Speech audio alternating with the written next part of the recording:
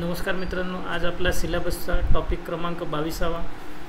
आजपर्यंत आपण टॉपिक क्रमांक 21 फिनिश केलेले आहे। तुम्ही इथपर्यंत प्रवास केला याचा अर्थ तुम्ही सिरियसली राज्यसेवा मुख्यचा इतिहास करत आहे असं गृहीत धरू आणि पुढचा टॉपिक सुरू करू। तर 22व्या टॉपिकचा सिलेबस पाहिल्यावर आपल्या असं लक्षात येते की आपण मध्ययुगाचा शेवट आणि आधुनिक युगाचा प्रारंभ, ज्यामध्ये ब्रिटिश कंपनी, फ्रेंच कंपनी इत्यादीचा, डच कंपनी इत्यादीचा आपल्याला या ठिकाणी अर्थव्यवस्थेच्या दृष्टीनं अभ्यास करायचा आहे, राज्यव्यवस्थेच्या दृष्टीनं नाही। तर सिलेबस पाहूया। 16व्या आणि 17व्या शतकातील अर्थव्यवस्था आणि समाजव्यवस्था हा आपला 22वा घटक, 22वा टॉपिक क्रमांक 22 आहे आणि पेपर क्रमांक 1 सेक्शन क्रमांक 2। त्यामध्ये लोकसंख्या, कृषी, हस्तकला, उत्पादन, व्यापारी क्रांती, शहरे, त्यानंतर डच, इंग्रज, फ्रेंच कंपन्यांचा व्यापार, भारतीय व्यापारी वर्ग, बँकिंगच्या वेगवेगळ्या ज्या पद्धती होत्या, दादनी पद्धत आहे किंवा हुंडी पद्धत आहे, या पद्धती, त्यानंतर विमा कंपनी, पतपेढ्या, त्यानंतर शेतकऱ्यांची स्थिती व महिलांची स्थिती, त्यानंतर शीख व खालसा पंथाचा उदय। तर एवढा मोठा आपला हा सिलेबस दिलेला आहे। तर यावर आत्तापर्यंत विचारलेले आपण आता PYQ बघूया। 2024ला लेटेस्टमध्ये आलेला जो प्रश्न आहे, UPSC मेन्समध्ये विचारलेला आहे की भारतातील युरोपीय कंपनीच्या स्थापनेमुळे शहरीकरणाची जी प्रक्रिया सुरू झाली ती कशा पद्धतीनं सुरू झाली होती, इव्हॅल्युएट, आपल्याला मूल्यांकन करायला सांगितलेलं आहे। ज्या ब्रिटिश कंपन्या आल्या त्याच्या आधी पोर्तुगीज आले, डच आले, फ्रेंच आले, इंग्लिश आले, तर यांच्यामुळे जी शहरीकरणाची प्रक्रिया आहे तिला कसा वेग मिळाला। दुसरा आहे पोर्तुगीज वसाहतवादाची वैशिष्ट्य कोणती होती। पोर्तुगीजांच्या वसाहती ज्या 1498मध्ये आलेल्या पोर्तुगीजांनी पुढे 16वे शतक, 17वे शतक मोठ्या प्रमाणात समुद्री व्यापाराच्या माध्यमातून स्वतःला विकसित करून घेतलं, त्या व्यापाराची वैशिष्ट्य कोणती होती। मुघल काळातील व्यापार आणि वाणिज्याने भारतीय बाजारपेठेचे एकीकरण झाले होते।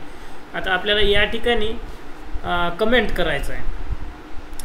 त्यानंतर जवळजवळ हा 2024 आणि 2022मध्ये फक्त डायरेक्शन वेगवेगळं होतं। इथं शहरीकरणाची प्रक्रिया विचारलेली आहे, तर इथं भारतीय बाजारपेठेचं एकीकरण विचारलेलं आहे।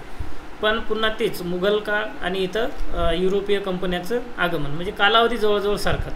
मुघल काळात भांडवलशाहीचा उदय प्रामुख्याने शहरीकरण व व्यापारीकरणाने झाला होता।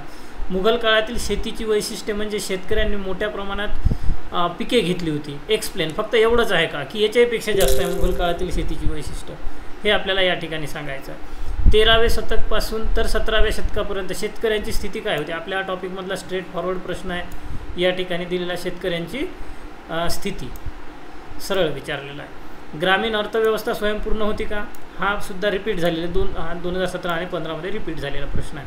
मुघल काळातील चलन व्यवस्था कोणकोणती होती, नाण्यांचे धोरण कोणकोणते होते। त्यानंतर आता हा मल्टिपल टाईम रिपीट झालेला प्रश्न आहे, 2013, 2005, 1989। मुघल काळातील भारताचं युरोपसोबत असलेलं व्यापार आणि त्या व्यापाराला जबाबदार असणारे घटक, असे 2 टॉपिक यामध्ये आलेले आहेत। मुघलकालीन भारत आणि युरोपचा व्यापार, जो जहांगीरचा काळ किंवा त्याच्या आधी पोर्तुगीजाचा काळ, या पद्धतीचा व्यापार आपल्याला इथं अपेक्षित आहे।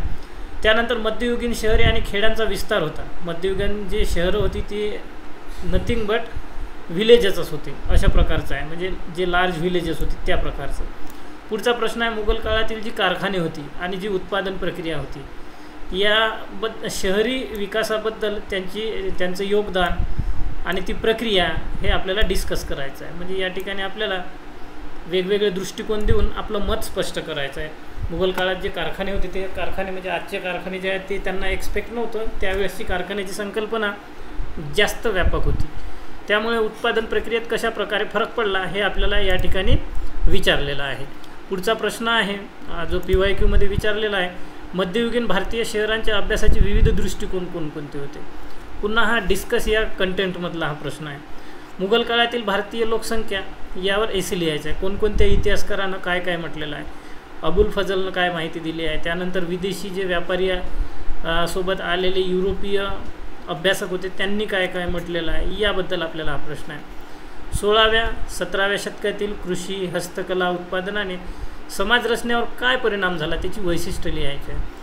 तुर्क, मुघल यांचे भारतात आगमन झाल्याने उत्पादन जी प्रक्रिया बदल झाले, जे कारागिरांनी त्यांनी प्रमोट केलं, तर काय कोणते बदल झाले होते? त्यांनी जे कारखाना पद्धत आणली होती, ज्या कारागिरांना प्रमोट केलं होतं, यामुळे काय बदल झाले होते ते आपल्याला या ठिकाणी लिहिणं अपेक्षित आहे. मुघलांची जमीन महसूल व्यवस्था कोणकोणती होती आणि राज्य संघटनावर त्याची काय परिणाम झाले? आपण ह्या जप्ती, त्यानंतर म्हैसार, या सर्वच्या सर्व पद्धती बघितलेल्या आहे.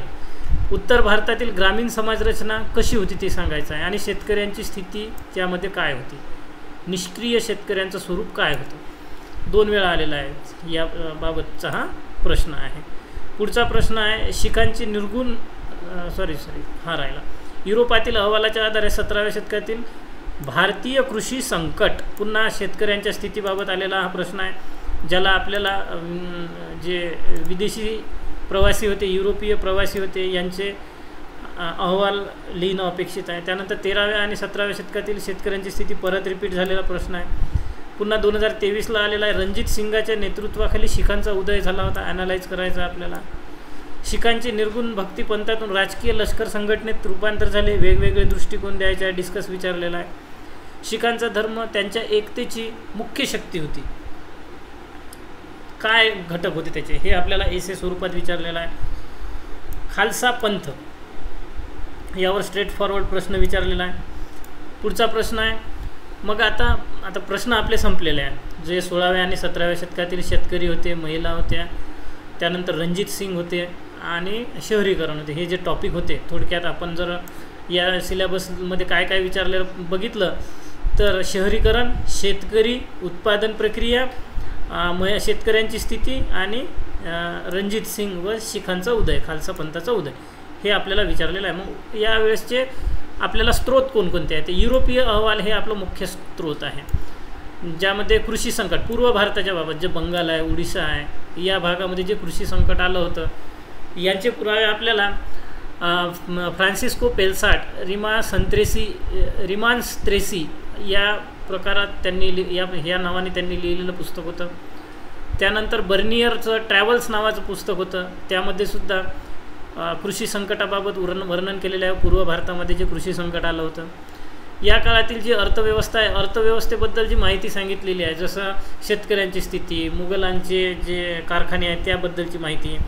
तर अबुल फजल यांनी लिहिलेला ऐने अकबरी, यामध्ये भरपूर आकडेवारी दिलेली आहे. मग कारखान्याची आकडेवारी दिलेली आहे, निघणाऱ्या वस्तूची आकडेवारी दिलेली आहे, जमा होणाऱ्या महसुलाची आकडेवारी दिलेली आहे. हर एक प्रकारची आकडेवारी अबुल फजलने लिहिलेली आहे, कारण अबुल फजलला अकबरने स्पेशल रेकॉर्ड मेंटेन करण्यासाठी ठेवलेलं होतं. त्यानंतर पुढचा आहे निगारनामा ए मुन्शी, मलिकजादा यांनी लिहिलेलं होतं. मोरलँड या विदेशी लेखकांना India at the death of Akbar ह्या नावाचं पुस्तक लिहिलं, जे अकबर काळ, त्यानंतर जहांगीर काळ, या काळातील मोठ्या प्रमाणात माहिती मोरलँडनं India at the death of Akbar या पुस्तकात लिहून ठेवलेली आहे. अभ्यासक व इतिहासकार हमीदा खातून नक्वी यांनी एक ग्रंथ लिहिलेला आहे. या अभ्यासक व इतिहासकार यांनी उत्तर भारतातील शहरी केंद्रे व उद्योग अशी 7 खंड लिहिलेली आहे, जे मध्ययुगीन भारतातील मूळ संदर्भ ग्रंथ होता. त्या ग्रंथावर आधारित जे फारसी भाषेमध्ये लिहिले गेलेले होते त्यांचा आधार घेऊन त्यांनी लिहिलेलं आहे, हमीदा खातून नक्वी यांनी.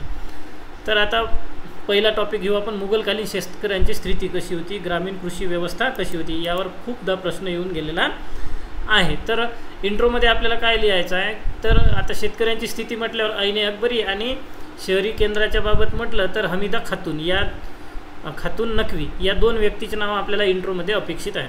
तर ग्रामीण कृषी अर्थव्यवस्थेबाबत ऐने अकबरीमध्ये अबुल फजलनं असं म्हटलं की भारतात शेतकऱ्यांची स्थिती असमान स्वरूपाची आहे. म्हणजे एखादं गाव उदाहरणार्थ घेतलं तर त्या गावात शेतकऱ्यांची स्थिती अत्यंत असमान आहे. त्यामुळे अकबरानं काय केलं होतं, अमील गुजार नावाचा एक अधिकारी नेमला होता. मग या अमील गुजाराला असं सांगितलं की तू शेतकऱ्याच्या मित्राप्रमाणे काम करायचं. मग काय करायचं, तर वेगवेगळ्या योजना राबवायच्या. ज्यांच्याकडे शेती आहे किंवा शेती नाही, शेती आहे पण त्यामध्ये पेरणी करायला पैसे नाही किंवा काही साधनं नाही, बैल नाही किंवा नांगरणी नाही, म्हणजे कोणतं तरी बियाणं नाही, तर या वस्तू तू पुरवायच्या. त्यानंतर पीक उत्पादन करायला प्रमोट करायचं पीक उत्पादनानंतर आपली जी कर्जाऊ रक्कम असेल ती व्याजासह परत घ्यायची. मग त्यामुळं काय झालं की मुघलांच्या काळामध्ये विशेषतः अकबराच्या काळामध्ये शेतकऱ्यांच्या स्थितीत साधारण बदल होत गेला. त्यामुळे उत्पादनसुद्धा वाढत गेलं आणि दरिद्री शेतकऱ्यांना अग्रिम स्वरूपाची रक्कम, ज्याला पुढच्या काळामध्ये तकावी वगैरे असं अग्रिम कर्ज म्हणल्या जाऊ लागलं, ह्या अमील गुजारच्या माध्यमातून मुघल देत होते, विशेषतः अकबर.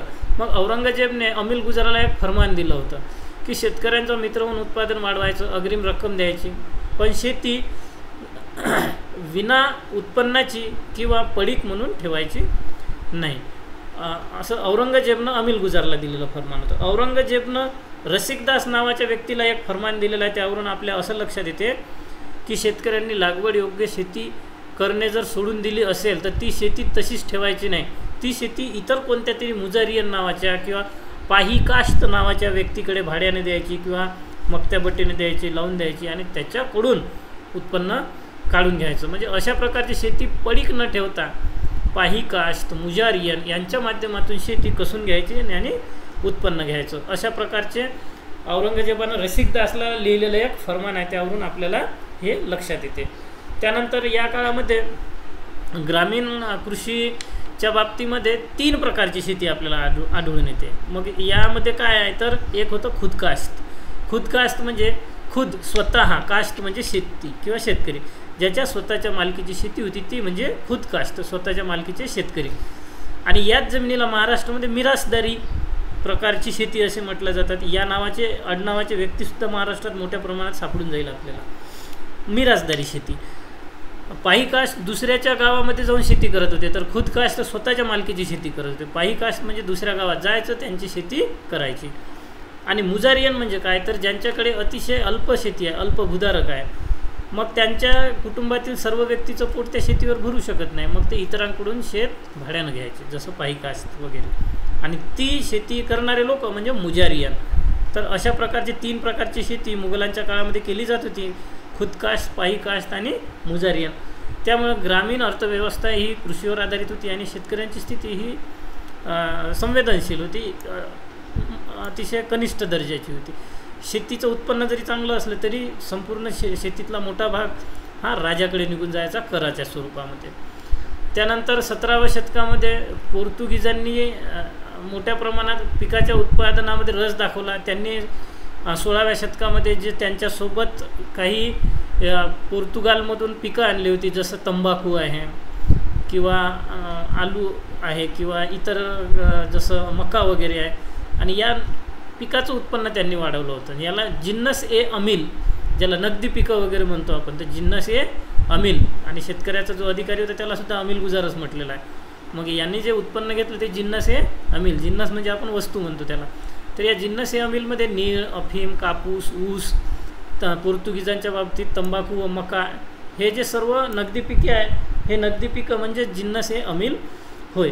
त्यानंतर कृत्रिम सिंचनसुद्धा सुविधा त्यांनी सुरू केली होती. विहिरीवर रहट आलं होतं, आपण शिकलो आहे 13व्या-14व्या शतकामध्ये. नदीवर कॅनॉलसुद्धा बांधलेलं होतं, हे सुद्धा शिकलो आहे आपण. तलाव बांधण्याची पद्धत, कॅनॉल बांधण्याची पद्धत, जलाशय बांधण्याची पद्धत ही प्राचीन काळापासून भारतात आहे. आपण मौर्याच्या काळात शिकलो, पूर्व भारतामध्ये. त्यानंतर जे कलिंग आहे, कलिंगमध्ये सुद्धा एक कॅनॉल आणलं होतं, हे सुद्धा आपण शिकलेलं आहे. राज्य स्वतः यामध्ये लक्ष घालत होतं मुघलांचं, त्यामुळे कृत्रिम सिंचनाची सुविधा वाढत गेली होती आणि उत्पन्न वाढत गेलं होतं. अशा प्रकारचे आदेश बादशहाने सुद्धा दिलेले होते. युरोपमध्ये वर्षातून एकच पीक घेतलं जायचं, पण भारतीय गंगा यमुना नदीच्या खोऱ्याच्या बाबतीत विचार केला तर वर्षातून 2 पिके घेतली जायची. पूर्व भारताकडे आपण जसं जसं जात होतं तसं तसं 2 पिकाच्या मध्ये जो गॅपचा काळ राहायचा, त्या ठिकाणी 3 पिकेसुद्धा घेतल्या जायची. म्हणजे जिथे युरोपमध्ये 1 पीक घेतलं जायचं, भारतामध्ये 2 आणि 3 पिकं घेतल्या जायची. त्यामुळे ब्रिटिशांनी या गोष्टीकडे लक्ष दिलं आणि आपल्या मुघलांनीसुद्धा या गोष्टीकडे लक्ष दिलं आणि उत्पन्न वाढवण्यावर भर दिलं. ऐने अकबरीमध्ये काय म्हटलेलं आहे की जवळजवळ 20 पिकं रब्बी घेतल्या जात होती भारतात, 20 प्रकारची पिकं, आणि 20 प्रकारची पिकं कमी जास्त स्वरूपात खरीपसुद्धा घेतल्या जायची. म्हणजे भारतात उत्पन्न मोठ्या प्रमाणात घेतलं जायचं. पण हे सर्वच्या मॅक्झिमम यातला भाग टॅक्सच्या रूपात मुघल सम्राट जमा करून घेतले जाईल. काही ठिकाणी 2 पिकाच्या मध्ये 3रे पीकसुद्धा घेतले जात होते. मग रियायत असणारा सुद्धा वर्ग होता ग्रामीण भागात. जसं आपण शेतकऱ्यांचा वर्ग खुदकास्ट, पाईकास्ट, मुजारियन घेतलं, तसं कर सवलत असणारा सुद्धा वर्ग होता. मग हा कर सवलत असणारा वर्ग म्हणजेच रियायत होय. हा कोणता असेल तर आपण लॉजिकली सुद्धा सांगू शकतो, ज्याचा उल्लेख ऐने अकबरीमध्ये अबुल फजलने केलेला आहे की पुढील लोकांना कर लागत नव्हता. यामध्ये ब्राह्मण, राजपूत, पटेल किंवा पाटील, चौधरी, कानूनगो म्हणजे गावातले जे प्रमुख व्यक्ती आहेत यांना कर लागत नव्हता. मग परिणामी काय झालं की 100, 200, 300, 400 वर्षामध्ये या लोकांकडे संपत्ती जमा होत गेली. कारण गावातील महसूलसुद्धा हे लोक जमा करायचे आणि संबंधित सम्राटाला, वरिष्ठ सम्राटाला जमा करायचे, काही आपल्याजवळ ठेवायचे. म्हणजे स्वतःचं उत्पन्नही स्वतःजवळ ठेवायचं, शेतकऱ्याकडून जमा केलेल्या उत्पन्नातला काही भागही जवळ ठेवायचा. यातून यांच्याकडे संपत्ती वाढत गेली आणि गावामध्ये यांना उच्च स्थान मिळत गेलं. मग यांच्याबद्दलसुद्धा असे वर्णन केलेले आहे मुघल काळातील मुस्लिम लेखकांनी की जमीनदार लोक घोड्यावर बसून मोठ्या प्रमाणात हुशारकीने गावात फिरतात वगैरे अशा स्वरूपाचं वर्णन करून ठेवलेलं आहे. ग्रामीण भागात जजमानी नावाची एक सिस्टीम होती. जजमानी व्यवस्था काय होती तर जजमान म्हणजे उच्च कुळातील व्यक्ती, जजमान म्हणजे उच्चकुलीन व्यक्ती. मग जजमानी व्यवस्था म्हणजे काय तर या उच्चकुलीन व्यक्तीला कनिष्ठ कुळातील व्यक्ती किंवा कनिष्ठ जातीय व्यक्तीकडून काही सेवा मिळायच्या. त्याच्या बदल्यात जे जजमान आहे किंवा जे वरिष्ठ जातीय वर्ग आहे हे या कनिष्ठ जातीय वर्गातील लोकांना अन्नधान्य द्यायचे किंवा काही नगद द्यायचे किंवा अशा प्रकारचे काही मोबदला द्यायचे आणि यातून जजमानला एक विशिष्ट सेवा मिळायची, विशिष्ट मोठा दर्जा मिळायचा. आणि ही जी व्यवस्था होती ही जजमानी व्यवस्था होती. आणि ग्रामीण भागात जे कनिष्ठवर्गीय व्यक्ती होती यांना कमीन म्हटलं जायचं, म्हणजे कनिष्ठ जातीय व्यावसायिक. जसं की 12 बलुतेदार, 18 अलुतेदार, ग्रामीण कारागीर हे सुद्धा आपापसातमध्ये वेगवेगळ्या वस्तूंचं देवाणघेवाण करायचं, वस्तुविनिमय पद्धतीने व्यवहार करायचे. पण यापैकी जे कनिष्ठ जातीय वर्ग आहे हे उच्चकुलीन वर्गांना काही सेवा द्यायचे आणि ही सेवा, दिलेली सेवा त्याच्या बदल्यात यांना काही धान्य वगैरे मिळायचं. तर ही सेवा म्हणजे जजमानी व्यवस्था होती. तर पेल्सार्टनं असं म्हटलेलं आहे की ही जी जजमानी व्यवस्था होती किंवा वस्तुविनिमय पद्धती होती, ही वस्तुविनिमय पद्धत 18व्या शतकात थोडी नगदी स्वरूपाकडे वळू लागली. आणि हे जे कारागीर होते किंवा बलुतेदार, अलुतेदार वगैरे जे एक्सपर्ट होते वस्तू बनवण्यामध्ये, शिल्पकार, यांनी मग हळूहळू मोबदला घेणं सुरू केलं आणि यातून युरोपियनांना विदेशी व्यापारासाठी वस्तू मिळू लागल्या व त्यांचा नफासुद्धा हळूहळू वाढत गेला होता. त्यानंतर आता पुढचा प्रश्न आहे आपला, मुघल काळातील महिलांची स्थिती कशी होती. आता आपण शेतकऱ्यांची स्थिती बघितलेली आहे, आता आपण महिलांची स्थिती कशी होती याकडे लक्ष देऊया. तर सगळ्यात महत्त्वाची गोष्ट हे लक्षात ठेवायची की आपण जे बॅकग्राऊंडमध्ये शिकलेलं महिलांची स्थिती म्हटलं की अगदी आपण भीमबेटकाचे चित्र जर आठवले तर त्या ठिकाणी इक्वॅलिटीचे होते महिला पुरुष. त्यानंतर आपण हडप्पा संस्कृतीमध्ये गेलो तर त्या ठिकाणी सुद्धा स्नानगृह, त्यानंतर जे महिला आहे त्या महिलेला एक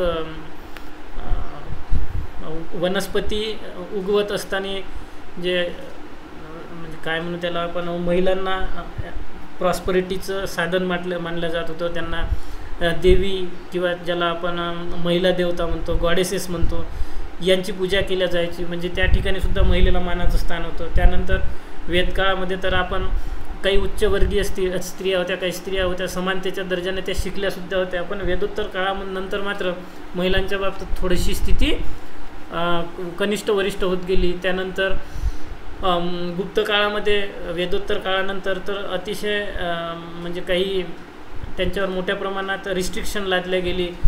काही ज्या स्मृती लिहिल्या गेल्या, स्मृती ग्रंथामध्ये सुद्धा त्यांच्यावर रिस्ट्रिक्शन घातले गेले. बालविवाह आले, त्यांचे संपत्तीचे अधिकार काढून घेतले. म्हणजे हळूहळू त्यांच्या स्थितीमध्ये दुय्यम दर्जा येत गेला. तर मुघल काळामध्ये काय झालं होतं की पितृसत्ताक समाज तो प्राचीन काळापासून आला होता. मग पितृसत्ताक समाजामुळे पुरुषांच्या तुलनेत स्त्रियांची स्थिती ही कनिष्ठ आणि दुय्यम दर्जाची झाली होती. मग महिलांच्या स्थितीबाबत आपण 2 दृष्टिकोन या ठिकाणी अभ्यासायचे आहे. एक म्हणजे कुलीन महिलांच्या बाबतचा दृष्टिकोन, दुसरा सामान्य महिलांच्या बाबतीत दृष्टिकोन. तर कुलीन महिलांच्या बाबत काय म्हणू शकतो आपण, तर काही उदाहरणं जर घेतली आपण, जसं हरममधली अकबरची धायमा आहे किंवा चांदबीबी आहे आपल्या अहमदनगरची, किंवा गोंडवानाची राणी दुर्गावती आहे. त्यानंतर हरममधली प्रभावी स्त्री अकबराची धायमा आहे, महाम अनगा आहे, जहांगीरची पत्नी नूरजहाँ आहे, शहाजहांची मुलगी जहाँ आरा आहे. तर या ज्या आहे उच्चकुलीन महिला या ऐश्वर्यसंपन्न जीवन जगत होत्या. काहींना तर उच्च शिक्षणसुद्धा मिळाले होते, काहींना राजकारणातसुद्धा रस होता. जसं आपण जहांगीरची पत्नी नूरजहां यांच्याबाबत म्हणतो की त्यांनी जहांगीरचं मन इतकं जिंकलं होतं की त्या लढाईला नाही, शिकारीलासुद्धा जायच्या. आणि त्यांचे सासरे म्हणजे जहांगीरचे सासरे नूरजहांचे वडील हे अकबरच्या काळामध्ये एक वजीराचा दर्जा लाभलेले व्यक्ती होते. नूरजहांचा भाऊसुद्धा मोठ्या पदाचा मनसबदार होता, त्यामुळे नूरजहांचं दरबारातसुद्धा वजन होतं. म्हणजे राजकारणातसुद्धा उच्चकुलीन महिलांनी काम केलेलं आहे. त्यानंतर कला व साहित्यामध्ये सुद्धा उच्चकुलीन महिलांनी योगदान दिलेलं आहे. जसं की हुमायून नामा, जी हुमायूनची बहीण होती गुलबदन बेगम, हिनं लिहिलेलं आहे. त्यानंतर रोशन बेगमच असेल ती, यांनीसुद्धा या काळात काम केलेलं आहे. त्यानंतर मख्फी या गुप्त नावाने जहां आरानं लेखनसुद्धा केलेलं आहे. आता सामान्य महिलांच्या बाबत आपण काय म्हणू शकतो, तर आपण आत्ताच बघितलं की गुप्त काळानंतर ज्या वेगवेगळ्या स्मृती आल्या, त्यानंतर त्यांच्यावर रिस्ट्रिक्शन लादल्या गेले, बालविवाह आला, बळजबरीचे विवाहसुद्धा सुरू झाले होते. वडिलांच्या संपत्तीतून पितृसंपत्तीतून महिलांना वंचित ठेवल्या गेलेले होते. सतीची सारख्या वाईट प्रथा आपल्या इथे पडलेल्या होत्या. यामुळेच मग अकबरासारख्या राजांनी काही प्रयत्नसुद्धा केले होते, ज्यातून दासप्रथा बंदी होती, त्यानंतर सती जाण्याला बंदी होती. पण या स्वरूपांना पाहिजे त्या प्रमाणात यश त्यांना आले नाही. त्यांचे प्रयत्न वाखाणण्यासारखे होते पण यश आले नाही. जसं आपण असं म्हणू शकतो की मानसिंग या राजाच्या मृत्यूनंतर त्यांच्या सर्व पत्नीपैकी 4 पत्नी या सती गेल्या होत्या राजा मानसिंगच्या. आता मानसिंग हा मुघलांचाच मनसबदार होता. त्याच्याच राजानं जर आदेश काढून लोकांना सांगितलं होतं की तुम्ही सती जायचं नाही, आणि त्याच्याच दरबारातल्या मुघलांच्याच दरबारातील मानसिंगाने जर मृत्यूनंतर त्यांच्या पत्नी सती जात असेल, तर आपण याहून अंदाज लावू शकतो की अकबराने काढलेले जे आदेश होते त्याला पाहिजे त्या प्रमाणात यश मिळाले नव्हते. तर काही क्षेत्रीय घटकाच्या बाबत आपण महिलांची स्थिती कशी होती हे सुद्धा ॲनालाइज करू शकतो. जसं पंजाबमध्ये महिलांना पिताच्या संपत्तीमध्ये अधिकार होता. आपण बघितलं की उत्तर भारतातील ज्या ठिकाणी स्मृती आणि ब्राह्मण धर्मांचा मोठ्या प्रमाणात पगडा होता, त्या ठिकाणी पितृसंपत्तीमध्ये महिलांना अधिकार दिला गेलेला नव्हता. पण पंजाबसारख्या ठिकाणी महिलांना पितृसंपत्तीमध्ये अधिकार दिला गेलेला होता. बंगालमध्ये महिला जमीनदारसुद्धा असल्याची आकडेवारी आपल्याला विदेशी प्रवास साहित्यामध्ये मिळतात. त्यानंतर कोटा या ठिकाणी एक आकडेवारी मिळाली आहे, त्यामध्ये पुरुषापेक्षा महिलांना कमी मजुरी मिळत होती. यावरून महिलांचे स्थान हे दुय्यम दर्जाचे होते असं आपण म्हणू शकतो. थोडक्यात काय, मुघलकालीन महिलांची स्थिती ही पूर्वापार चालत आलेल्या जी दुय्यम दर्जाची होती अशाच प्रकारची होती. पण उच्चकुलीन स्त्रियांमध्ये काही प्रमाणात शिक्षणाचं प्रमाण असल्याचं आपल्याला दिसून येते. यानंतर आता आपल्याला पुढचा टॉपिक घ्यायचा आहे, तो म्हणजे मुघल काळातील व्यापार कसा होता. तर मुघल काळातील व्यापार शिकण्यासाठी आपल्याला 2 सेक्शन घ्यायचे आहे. एक म्हणजे देशाच्या अंतर्गत कसा होता व्यापार, आणि दुसरा म्हणजे देशाच्या बाहेर कसा होता. तर पहिल्यांदा आपण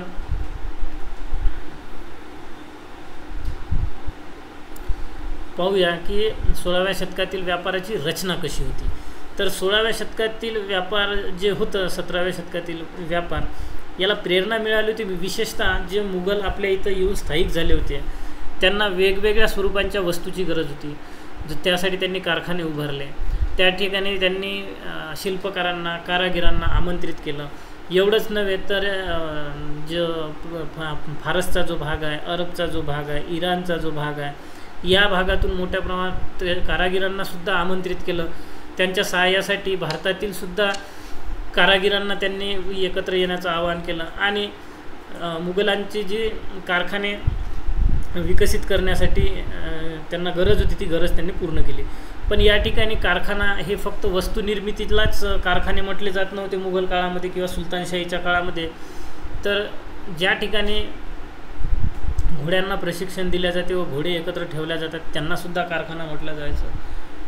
ज्या ठिकाणी हत्तीदळ होतं, हत्तींचं व्यवस्थापन केलं जात होतं, युद्धासाठी तयारी केल्या जात होती, त्यांनासुद्धा कारखाना म्हटलं जायचं.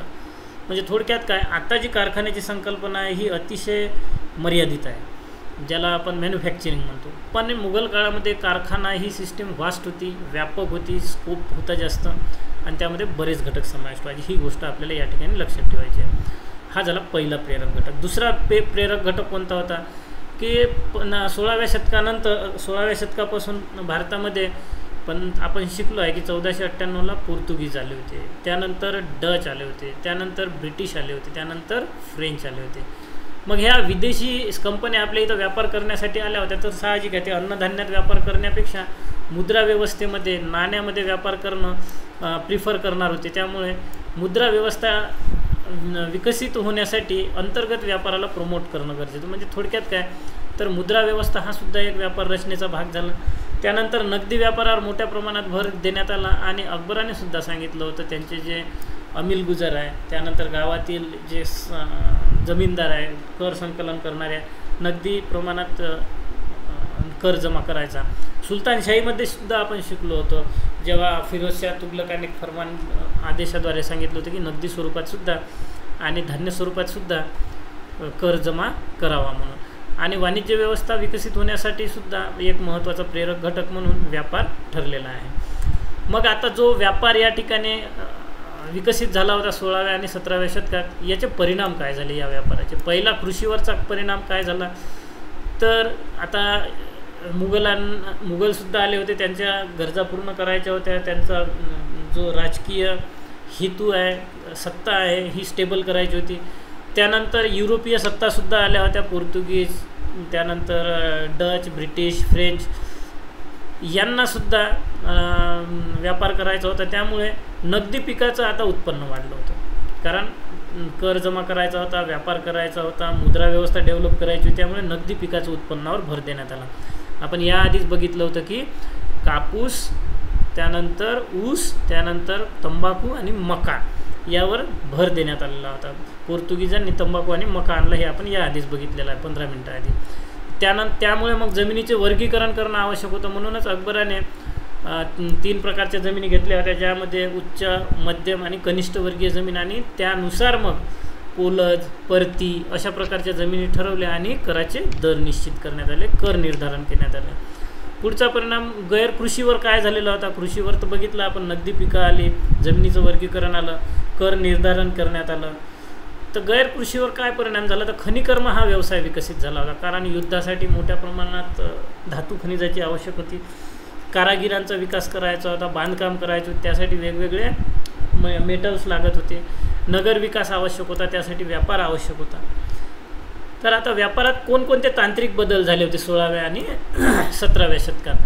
तर काही महत्त्वाचे घटक आपल्याला लक्षात ठेवायचे आहेत तांत्रिक विकासामध्ये.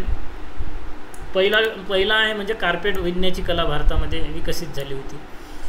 अकबरच्या संरक्षणामध्ये या कार्पेट विणण्याच्या कलेला महत्त्व आले होते.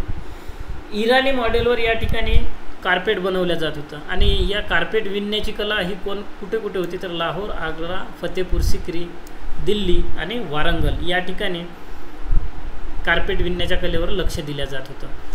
त्यानंतर पुढचा आहे रेशीम आणि रेशीम धाग्याच्या उत्पादनाच्या केंद्राचा मोठ्या प्रमाणात विकास झाला होता. म्हणजे व्यापारामध्ये कोणता बदल झाला तर पहिला बदल झाला मुघलांच्या काळात. कार्पेट याआधी नव्हते भारतात, तर ज्यूटचे धाग्याचे जाड जाड धाग्यापासून ज्यूटपासून कार्पेट विणण्याची कला विकसित केल्या गेलेली होती. त्यानंतर आपण केंद्र कोणकोणते म्हटलं तर लाहोर, आग्रा, फतेपूर सिक्री, दिल्ली, वारंगल. रेशीम आणि रेशीम धाग्याचं उत्पादन केंद्राचा मोठ्या प्रमाणात विकास झाला. रेशीम प्राचीन भारतापासून होता, पण रेशीम धागे आणि त्यासोबतच त्या रेशीम धागे, साधे सुती धागे, या धाग्यासोबत धातू याला मिक्स करण्यात आलेला होता. म्हणजे धातूचे तार काढायचे, चांदीचे किंवा सोन्याचे. आपण जे ऐतिहासिक मूवीज बघतो, तो मधुबालाचा एक जुना चित्रपट आहे, त्यामध्ये सुद्धा जे त्या राणी किंवा राजमहालातील स्त्री आहे यांचे कपडे दाखवले गेलेलं होतं. त्यानंतर पिंगा हे सॉन्ग आहे, यामध्ये ज्या ॲक्ट्रेसचे जे कपडे दाखवलेले आहेत, त्यांचे जे वेगवेगळे युनिफॉर्म म्हणण्याऐवजी त्यांचे जे कॉस्ट्युम्स दाखवलेले आहेत, त्यामध्ये सोनं आणि चांदी यांचे तंतू बारीक बनवून ते रेशीम धागे किंवा सुती धागे यांच्या मिश्रणासोबत एकत्र करून त्यापासून वस्त्र किंवा कापड किंवा साडी किंवा इतर काही वस्तू बनवल्या जायच्या. हल्ली न्यूजमध्ये सुद्धा होतं, ज्या बडोद्याच्या महाराणी आहे यांनी 150 वर्ष आधीची एक पैठणी घालून त्या एका मल्टीनॅशनल प्रोग्राममध्ये सहभागी झाल्या होत्या, जी की त्यांच्या घराण्याचे वारसा होते, बडोदा या घराण्याची. तर अशा प्रकारचं धातू उद्योग या मुघल काळामध्ये विकसित झाला होता, ज्यामध्ये तंतू सोने किंवा चांदीचे आणि वेगवेगळे धागे रेशीम किंवा सुतीचे यापासून कपडे बनवले जात होते. याला विदेशात सुद्धा मोठ्या प्रमाणात मागणी होती. मग व्यापारी केंद्रे कोणकोणती होती भारतामध्ये या 16व्या-17व्या शतकात? तर प्रामुख्याने सुती कापड, रेशीम, धातू मिश्रित कापड, पुढच्या काळामध्ये लोकरीचे कापड यांचा वापर करणे, यांचा व्यापार करणे मोठ्या प्रमाणात वाढलेलं होतं. 39 प्रकारचे कापड भारतामध्ये तयार होत होते असा हमीदा नक्वी यांनी म्हटलेलं आहे. आपण हमीदा नक्वी यांच्या बुक्सचं नाव बघितलं होतं की जे मध्ययुगीन उत्तर भारतातील व्यापार आणि व्यापारी व्यवस्था आहे हे त्यांचे ऐतिहासिक खंड होते, जे 7 खंड त्यांनी लिहिले. हमीदा नक्वींनी त्यांनी उत्तर भारतातील व्यापार आणि केंद्र याबद्दल लिहिलं आहे. त्यांनीच सांगितलं आहे की 39 प्रकारचे कापड भारतामध्ये त्या काळात बनत होते मुघल काळामध्ये. मग महत्त्वाचे व्यापारी केंद्र कोणते होते मुघल काळातील? तर पहिलं होतं गुजरात. गुजरात या ठिकाणी कापडाची निर्मिती व्हायची मोठ्या प्रमाणात. समुद्रकिनारा असल्यामुळे लांब धागा तयार होतो, त्यामध्ये अहमदाबाद, भडोज, बडोदा, खंबात, सुरत या ठिकाणी या कापडाची निर्मिती व्हायची. आणि युरोपियन स्रोतांचा आधार जर घेतला तर गुजरातमधील जे भरूच बंदर आहे आणि इतर बंदर आहे, या बंदरातून 100पेक्षा अधिक प्रकारचा कापडाचा व्यापार निर्यात केला जात असे. म्हणजे थोडक्यात काय, तर जे भारतीय स्रोत आहे आणि युरोपीय स्रोत आहे यांनी दिलेलं जी माहिती आहे ही एकमेकाला विरोधात न जाता पुष्टी करणारी असल्यामुळे ही माहिती सत्य मानतात इतिहासकार. दख्खन आणि बुरहानपूरचा भाग, पहिला आपण गुजरात बघितला, त्यानंतर आता दख्खन. आता गुजरातमध्ये समुद्रकिनारा असल्यामुळे तिथून विदेशातसुद्धा निर्याती व्हायची. पण बुरहानपूर, औरंगाबाद या ठिकाणी उच्च दर्जाची सुती कापड तयार व्हायचे. मग या ठिकाणी मुस्लिम व्यापारी कापडांची खरेदी करायचे आणि त्याचा व्यापार करायचा. आंतरिक व्यापार गुजरातच्या बाबतीत दख्खनसारख्या भागातून, गुजरातसारख्या भागातून कापड बनवून विदेशातसुद्धा विक्री केली जायची. काश्मीरमध्ये अबुल फजलनं असं सांगितलं आहे की मोठ्या प्रमाणात रेशीमचं उत्पादन घेतलं जायचं. काश्मीरमध्ये अबुल फजलच्या मध्ये मोठ्या प्रमाणात रेशीमचं उत्पादन घेतलं जायचं. आता काश्मीरला मोठ्या हिंदू राज्य त्या काळात असल्यामुळे मुघलांच्या काळात या ठिकाणी अकबर वगैरे भेट द्यायचं, त्या ठिकाणी होळी साजरा करायचा. आपण याआधी मोहम्मद बिन तुगलकाच्याही बाबतीत म्हटलं होतं, तो सुद्धा त्या ठिकाणी जाऊन होळी साजरा करायचा. अबुल फजलनं सुद्धा सांगितलं की अकबर या ठिकाणी दिवाळीसारखा सण, दसऱ्यासारखा सण साजरा करायचा. मग या ठिकाणी सुद्धा रेशमाचे उत्पन्न घेतले जायचं असं अबुल फजलनं त्याच्या ऐन अकबरीमध्ये लिहिलेलं आहे. बनारस आणि बंगालचं रेशीम उत्पादन, बंगालचं रेशीम कमी गुंतवणुकीत जास्त उत्पन्न मिळत होतं बनारसच्या आणि बंगालच्या रेशीमपासून, त्यामुळे मग विदेशातसुद्धा मोठ्या प्रमाणात नफा व्हायचा असं युरोपीय वृत्तांतात सांगितलेलं आहे. कोरोमंडल या भागामध्ये सुद्धा सुती रेशमाचं उत्पन्न घेतलं जायचं. मग व्यापाऱ्यांना कोणकोणत्या सुविधा मिळायच्या या काळात उत्पादन घेण्यासाठी? तर पहिली सुविधा होती कारागिरांसाठी, दादनी व्यवस्था. मग कारागीर कोण? तर जो कोणी वस्तू बनवणारा असेल, जसं एखादं पैठणी आहे, पैठणी बनवणारा जो कारागीर आहे त्याला पैठणी बनवायची कला माहीत आहे, सर्व गोष्टी माहीत आहे, पण त्याला त्यासाठी धागा लागणार, धागा घ्यायला पैसे नाही, त्यासाठी वेगवेगळे तंतू लागणार चांदीचे, सोन्याचे, ते घेण्यासाठी पैसे नाही. मग त्याला कोणाकडून तरी पैसा कर्ज घ्यायचा. कर्ज कोणाकडून घ्यायचं? तर मुघलांकडून घ्यायचं, अधिकाऱ्यांकडून घ्यायचं, सरकारकडून घ्यायचं. सरकार जे त्यांना कर्ज द्यायचं त्यांना दादनी कर्ज म्हणायचं, दादनी व्यवस्था म्हणायचं. मग हे जे कर्ज आहे, हे जे दादनी आहे, ही कारागीर शिल्पकार यांना उत्पादनासाठी प्रोत्साहन देण्यासाठी, गुंतवणूक करण्यासाठी पैसे राज्याकडून मिळत असे. एक प्रकारचे अग्रिम कर्ज होतं, त्याद्वारे मग उत्पादनात वाढ केली जायची. परिणामी कारागीर जे आहे ते ग्रामीण भागातून निघून शहरी भागामध्ये स्थायिक होऊ लागले. मग ही जी दादनी व्यवस्था, या दादनी व्यवस्थेचा प्रसार मोठ्या प्रमाणात झाल्यानं ग्रामीण भागातील जे भूमिहीन आहे पण ज्यांच्याकडे कापड विणण्याची वगैरे कला आहे, हे लोक खेडे सोडून शहरामध्ये येऊन राहू लागले आणि ह्याच खेड्यांचा विकास हळूहळू मोठ्या स्वरूपात झालेला आहे. आणि त्यामुळेच मग असं UPSCने प्रश्न विचारला होता की मध्ययुगातील जी शहरी आहे ती शहरे नसून एक प्रकारची खेडेच होती. तर त्याचं कारणच हे आहे की त्या काळात दादनी व्यवस्था मिळत होती, दादनी कर्ज मिळत होतं आणि हे जे अग्रिम कर्ज आहे, अग्रिम कर्ज कारागीर लोक घेऊन मोठ्या प्रमाणात शहरात येऊन स्थायिक व्हायचे त्या ठिकाणी वस्तूचं उत्पादन करायचं, आपल्या कर्ज घेतलेलं अधिकाऱ्याला परत करायचं, उरलेल्या पैशातून आपला व्यापार पुढे न्यायचा. अशा प्रकारे शहराचा विकास हळूहळू होत गेला. मग याचा फायदा काय व्हायचा दादनी व्यवस्थेचा, तर वस्तूची निर्मिती झाल्यामुळे जी मुघलांच्या गरजा आहे किंवा मुघलांचे अधिकारी आणि सैनिक आहे यांच्या गरजा आहे त्या पूर्ण व्हायच्या, आणि जो कारागीर आहे त्याला रोजगार मिळायचा. त्यानंतर जी किंमत ठरलेली आहे त्या किमतीवर घेतल्यामुळे शेतकऱ्यालासुद्धा विशिष्ट किंमत मिळायची किंवा कारागिरालासुद्धा जी आधीच फिक्स झालेली किंमत आहे ती निश्चित केलेली किंमत मिळत होती. पण आता यामध्ये पुढे हळूहळू दोष होत गेला. तर कोणता दोष होता, तर जी दादनी व्यवस्था आहे यामध्ये वस्तूची किंमत आधीच ठरल्या जात होती. त्या वस्तूच्या किमतीनुसार तो जो कारागीर आहे ज्यानं दादनी कर्ज घेतलेला आहे त्याला त्या किमतीनंच वस्तू विकावी लागत होती. त्यामुळे त्याच्या वस्तूच्या किमतीवर कारागिराला नियंत्रण राहिलं नव्हतं. तर जो कोणी कर्ज देणारा व्यक्ती आहे त्याचं नियंत्रण त्या वस्तूवर राहिलेलं होतं. तर अशा प्रकारे दादनी व्यवस्थेचा पुढे दोष निर्माण झाला. थोडक्यात काय, दादनी म्हणजे दिलेलं कर्ज.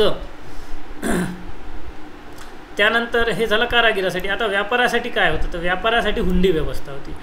मग हुंडी म्हणजे काय, तर आजच्या तारखेत आपण ज्याला चेक म्हणतो, चेक किंवा डीडी म्हणतो.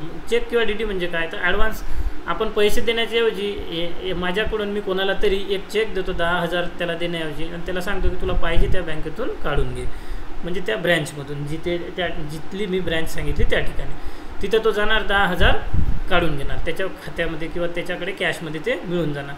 मग ही जी व्यवस्था होती ही व्यवस्था प्राचीन काळातसुद्धा होती, मध्ययुगातसुद्धा होती. हिलाच हुंडी पेपर किंवा हुंडी पद्धत म्हणतात. हीच आधुनिक चेक पद्धत होय. या ठिकाणी आपण सुरत, अहमदाबाद इथे मोठ्या प्रमाणात हुंडी विकसित झालेली होती. आता एक काल्पनिक चित्र मला गुगलवरून मिळालं होतं, ते मी या ठिकाणी काढण्याचा प्रयत्न केला.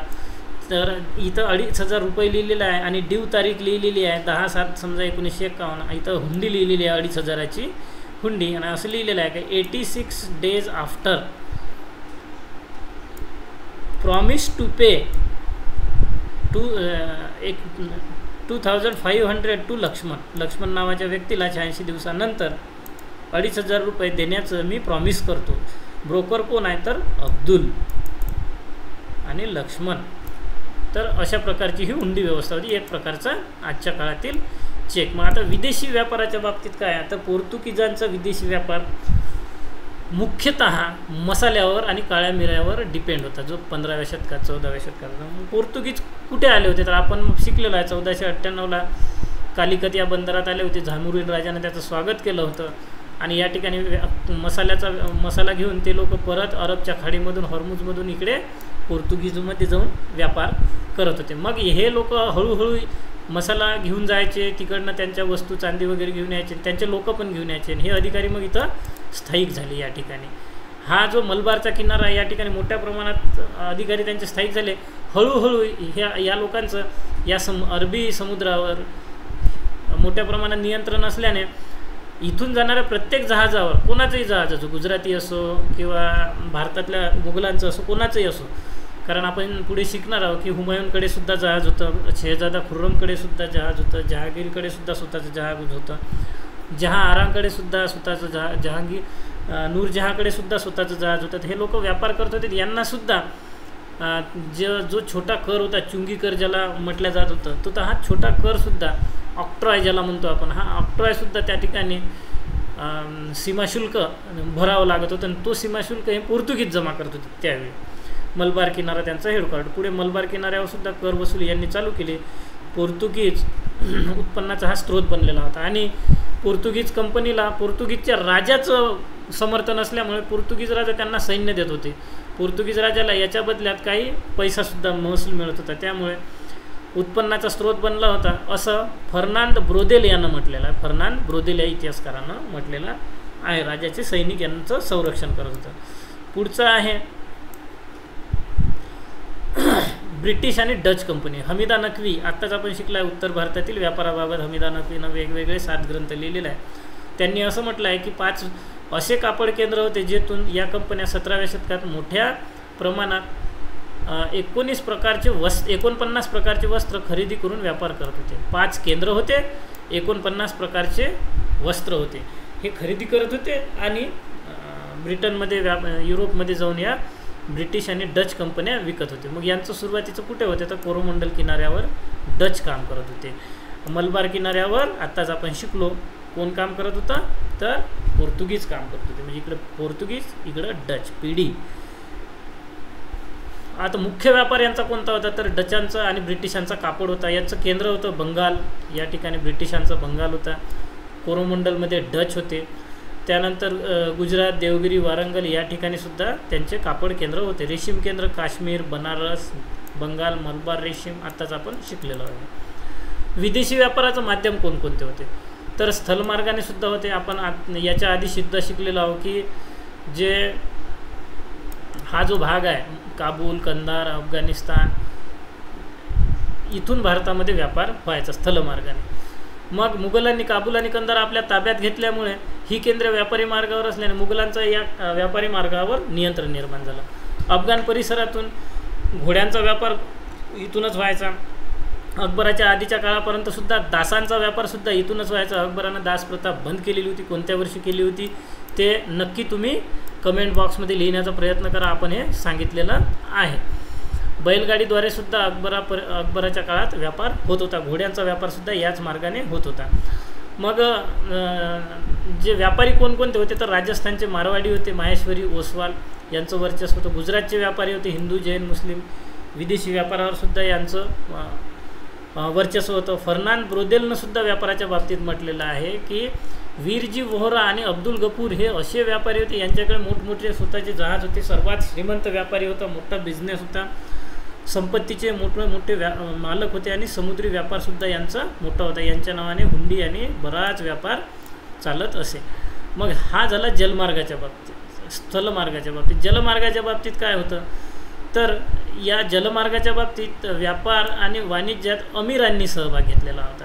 जहागीर, नूरजहा, शहजादा खुर्रम यांनी स्वतःचे जहाज घेतलेले होते. ते समुद्रावर व्यापार करत होते. या व्यापारामुळे तुर्की, सफी, मुघल, चीनचं मिंग घराणं यांचा विकास झालेला होता. मग युरोपियनांसोबत सुद्धा भारतीयांचा व्यापार मोठ्या प्रमाणात अनुकूल होता. मोठ्या प्रमाणात चांदी व सोने येथे येत होते असं बर्नियर यानं म्हटलेलं आहे 16व्या आणि 17व्या शतकात. आता सेम विधान बर्नियरच्या आधी प्लिनीनं सुद्धा म्हटलेलं आहे. ते कधी म्हटलेलं आहे नक्की कमेंट बॉक्समध्ये सांगा. आपण ते शिकलेलो आहोत. आठवण करा प्राचीन भारतामध्ये अरब व्यापाऱ्यांचा पोर्तुगीजांनी एकाधिकार संपवलेला होता. आधी अरब व्यापाऱ्यांचा सहभाग होता पण 15व्या शतकापर्यंत जो सुलतानशाहीच्या काळामध्ये अरबांना प्रमोट केलं गेलं होतं त्यांचा व्यापार वाढला होता. पण पुढे 15व्या शतकापासून पोर्तुगीजांनी समुद्रावर अरबी समुद्रावर एकाधिकार मिळवला होता. एवढंच काय तर पुढे चालून त्यांनी सीमाशुल्कसुद्धा वसुली केली होती चालू मलबार किनाऱ्यावर. हे आपण शिकलेलं आहोत. मलबार कर जमा करत होते आणि वेगवेगळे बंदरेसुद्धा यांनी ताब्यात घेतले होते. शुल्कसुद्धा वसूल केलं होतं. येथून युद्ध तोफगोळा, दारुगोळा पोर्तुगीज म्हणून भारतामध्ये आणत होते. इथे विकत होते आणि कारण कोणत्याही भारतीयाकडे अशा प्रकारचे नौसेना नसल्याने पोर्तुगीजांचं या ठिकाणी वर्चस्व निर्माण झालं होतं. आता तिसऱ्या काळात शहरीकरण मुघल काळामध्ये कसं प्रमोट झालेलं आहे तर आपण पहिलं शहरीकरण शिकलो होतो सिंधू संस्कृतीच्या काळात. दुसरं शहरीकरण शिकलो होतं महाजनपदांच्या काळामध्ये. आता तिसरं शहरीकरण हे सुलतानशाहीच्या काळामध्ये कारागिरांचं गावातून नगरामध्ये किंवा शहरामध्ये हळूहळू स्थलांतरित होत गेलं. हे मंदगतीचं शहरीकरण सुलतानशाहीच्या काळात सुरू झालं. पुढे कारखानदारीची गरज वाढत गेली आणि नंतर मुघलांच्या काळात मात्र तिसऱ्या शहरीकरणाला वेग मिळाला. मग गावाचं कसबा बनलं, कसबाचं शहर बनलं कारण या ठिकाणी अतिरिक्त उत्पन्न जमा होत होतं.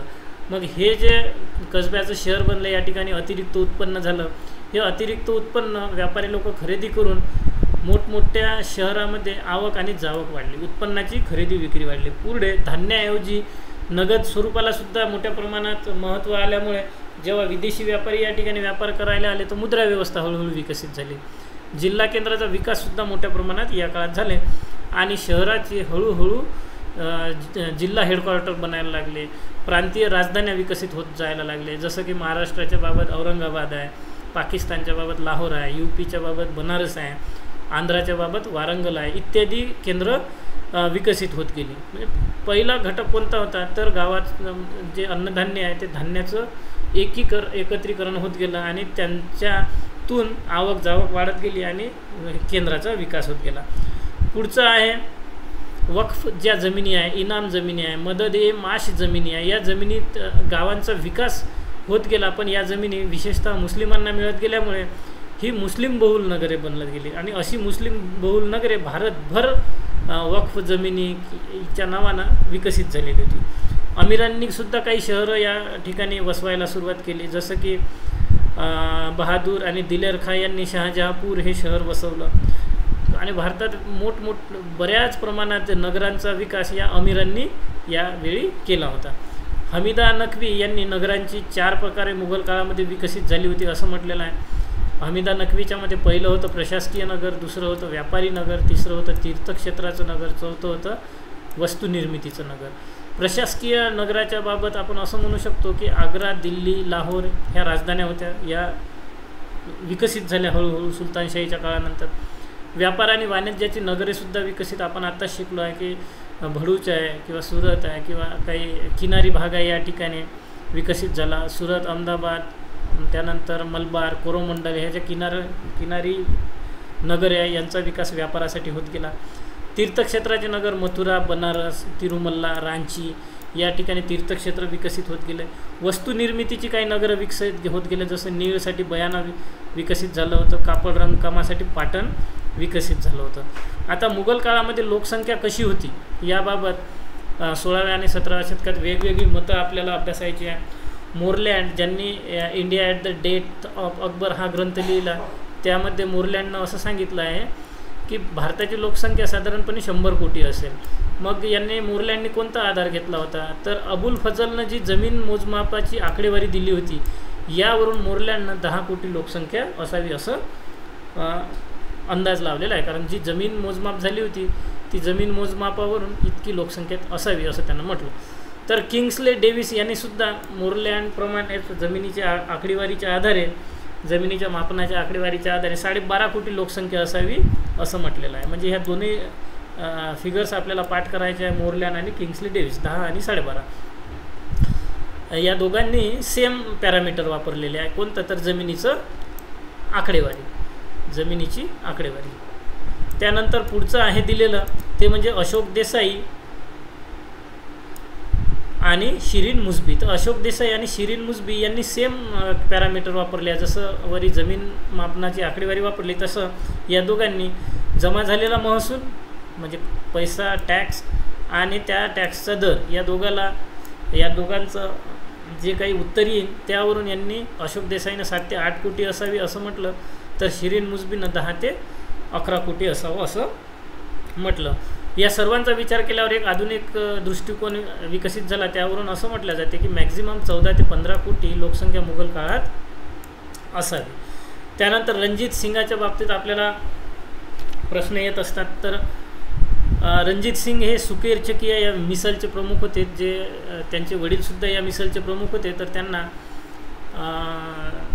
वारसा मिळालेला होता तर प्रमुखपदाचा. तर मिसल म्हणजे काय, तर जे शिखांचे वेगवेगळे गट आहे, या शिखांचे वेगवेगळे प्रमुख गट आहे ते गट म्हणजेच मिसल होय. तर शीख म्हणजे काय, तर शीख म्हणजे शिष्य, अनुयायी. शीख राज्याची स्थापना केली होती बंदा बहादूरनं, पण शीख राज्य शक्तिशाली बनले रणजित सिंगच्या काळात. कारण रणजित सिंगनं काय केलं होतं, तर ज्या शीख धर्म परंपरेचे विविध गट आणि मिसल यांच्यात आपसी मतभेद होते. मग या आपसी मतभेदचा रणजित सिंगानं फायदा घेऊन इतर जे गट होते यांचा पाडाव केला आणि शीख राज्याची स्थापना केली. आता शीख म्हणजे काय, आत्ताच आपण शिकलो की शीख म्हणजे शिष्य, आणि बंदा बहादूरनं स्थापना केली, पण रणजित सिंगानं मात्र एक कुशल नेतृत्व दिलं, शक्तिशाली नेतृत्व देऊन शीख हे राज्य स्थापन केलं होतं. मुघलांचे पतन झाले होते त्यावेळी भारताच्या उत्तरेकडे पंजाब प्रदेशात 18व्या शतकात शीख संघराज्य हे सार्वभौम स्वरूपात मिसल म्हणून एक अस्तित्वात आलं होतं, जे की सुकर चकियाच्या प्रमुख रणजित सिंगनं केलं होतं इतर गटांचा पाडाव करून.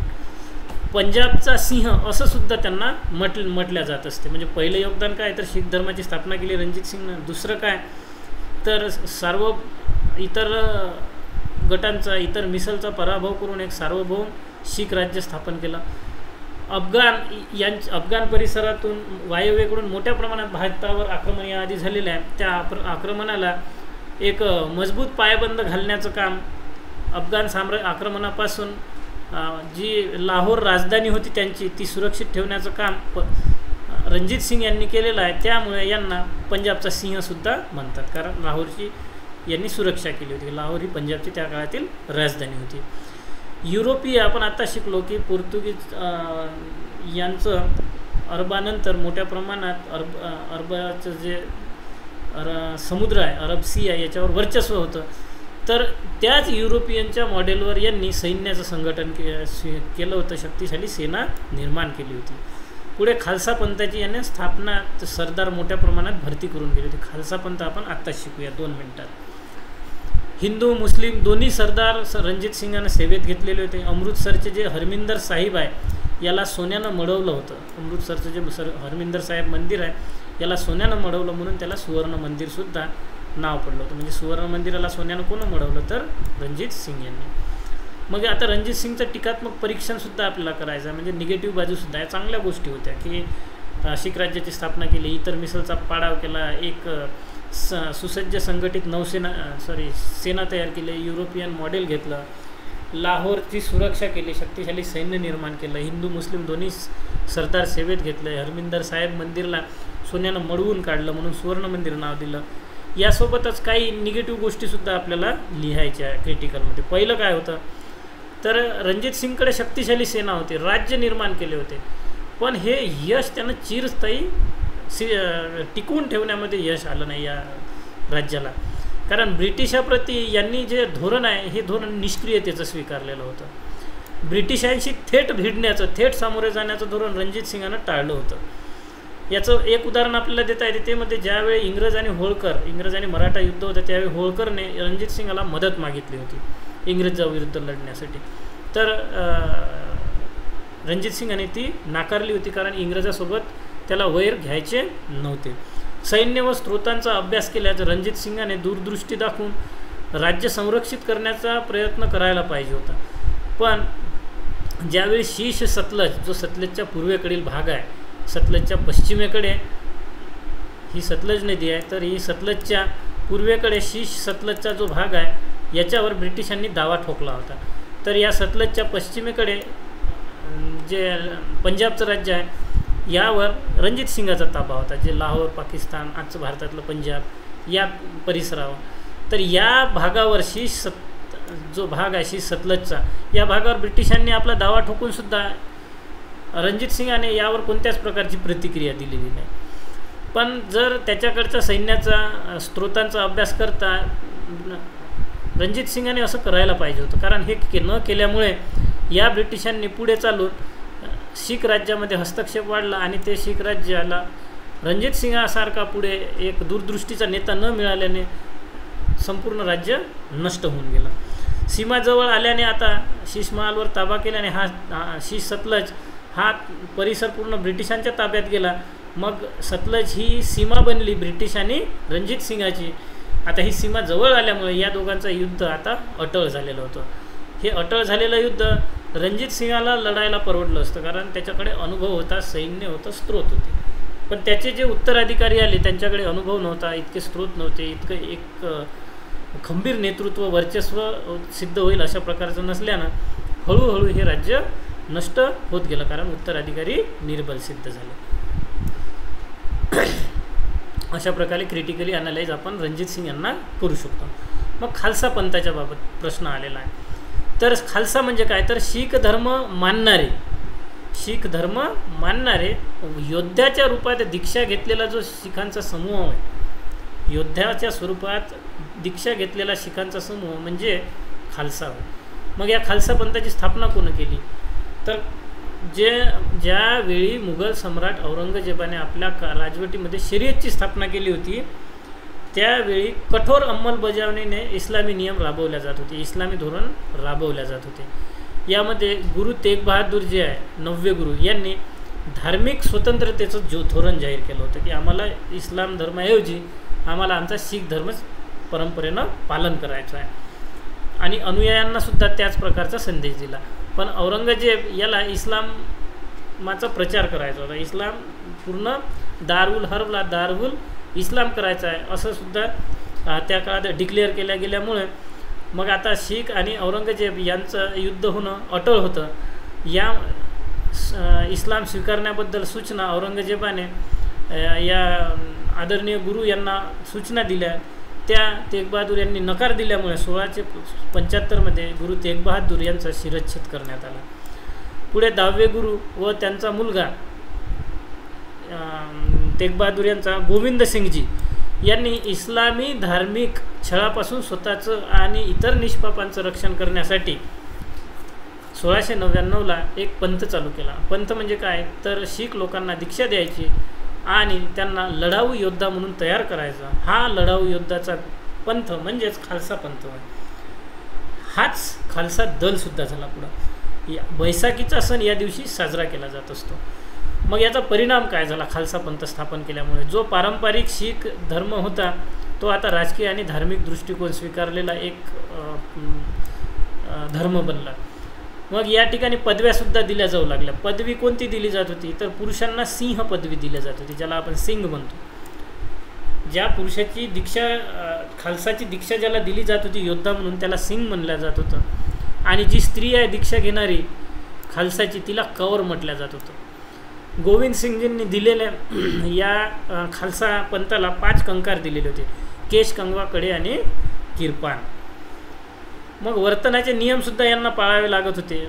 तर काय पाळायचं ते यांनी तंबाखू खायचा नव्हता, दारू प्यायची नव्हती आणि कुथाचे मांस खायचे नव्हते. मग कुथाचे मांस म्हणजे काय तर धार्मिक कारणासाठी जे बळी दिलेले प्राणी असतात किंवा हलालाचे मांस असतात, तर हे धार्मिक कारणासाठी बळी दिलेले प्राणी, हलाल केलेले प्राणी यांचं मांस खायचं नाही असे त्यांचे नियम होते. जी केसांची नैसर्गिक वाढ आहे त्या नैसर्गिक वाढीला थांबवायचं नाही, नैसर्गिक वाढू द्यायचं, अशा प्रकारचे त्यांचे नियम होते.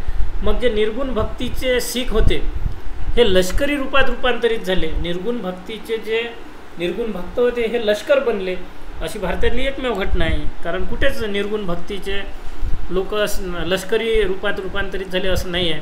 याचं कारण काय होतं तर या शिष्यांच्या गुरुचा छळ करण्यात आला. 5वे गुरु जे आहे, आपण 9व्या गुरुबद्दल शिकलेलो आहोत की त्यांचा शिरच्छेद करण्यात आला होता औरंगजेबाला. 5वे गुरु जे आहे ते गुरु अर्जुन देव यांना फाशी देण्यात आली होती. काही जण इतिहासकारांच्या मध्ये त्यांचा इतका छळ केला की त्या छळामध्येच ते मरण पावले होते. याचं कारण होतं की त्यांना जसं तेग बहादूर यांना स्वतंत्र धर्म पालन करायचं होतं तसंच या गुरूंना, गुरु अर्जुन देव यांना स्वावलंबी होऊन जगण्यावर भर होतं. तर हे त्यांनासुद्धा पसंत नव्हतं. त्या काळामध्ये गुरु अर्जुन देव यांचासुद्धा छळाने किंवा फाशी देऊन थोडक्यात मुघलांच्या काळात मृत्यू झाल्यामुळे जे शिष्य वर्ग आहे तो नाराज झालेला होता. गुरु हरगोविंदचे किल्ला निर्मितीचे प्रयत्न झाले होते आणि शस्त्रास्त्र निर्मितीचे प्रयत्न झाले होते. मग 5व्या गुरुचा छळ झाल्यानंतर जे पुढचे 6वे गुरु आहेत ते थोडे फार हुशार झाले आणि त्यांनी किल्ला निर्मिती करणे, आपले जे अनुयायी आहे यांना शस्त्रास्त्रांचं ट्रेनिंग देणे, प्रशिक्षण देणे हे काम सुरू केलं. धर्म, न्याय व निष्पापांच्या संरक्षणासाठी गुरु गोविंद सिंग यांनी पुढे खालसा दल स्थापन केले, हे आपण आत्ता शिकलेलं आहे. आणि धर्मयुद्धसुद्धा नंतर जाहीर जे झालं होतं की शांततेच्या मार्गाने जर आपल्याला लष्कर वापरण्यास परवानगी असेल तर धर्मयुद्ध या ठिकाणी करायचं होतं. कारण शांततेच्या मार्गाने जर एखादी समस्या सुटत नसेल तर त्या ठिकाणी लष्कर वापरण्याला परवानगी दिली होती. सेवा आणि कर्तव्यावर भर दिलेला होता. मग थोडक्यात काय तर समर्पणाच्या भावनेला मोठ्या प्रमाणात या ठिकाणी भर दिलेला होता. थोडक्यात शीख धर्माची स्थापना म्हणजे काळाच्या आव्हानांना दिलेले किंवा परिस्थितीला दिलेले एक प्रकारचे हे उत्तर होते. तर मित्रांनो, मला आशा आहे की तुम्हाला हा टॉपिक नक्की आवडला असेल. कारण हा टॉपिक जरी छोटा असला तरी प्रश्नसुद्धा मोजकेच आहे, या पलीकडे प्रश्न काही येणार नाही. नक्की लाईक, कमेंट आणि शेअर करा. धन्यवाद.